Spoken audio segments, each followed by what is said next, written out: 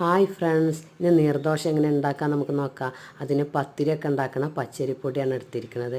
അതിൽക്ക് പാകത്തിന് ഉപ്പും തേങ്ങയും ഇട്ടിട്ട് പച്ചവെള്ളത്തിൽ നല്ല കൈകൊണ്ട് നല്ല കുഴക്കട്ടോ. നല്ലോണം കുഴക്കണം. എന്നിട്ട് പാകത്തിന് വെള്ളവും ഒഴിച്ച് കൊടുത്ത് നമുക്ക് ലൂസാക്കി എടുക്കുക. ഞാൻ ഇവിടെ എള്ളെണ്ണ ഇട്ടാണ് ഞങ്ങൾ ചുടാറ്. അപ്പോൾ എള്ളെണ്ണ ചട്ടിയിൽ പുരട്ടി മാവ് ഒഴിച്ച് മൂടി വെക്കുക. മീഡിയം ഫ്ലെയിമിലാണ് ഇട്ടത് ഇട്ട് വേവിക്കേണ്ടത്.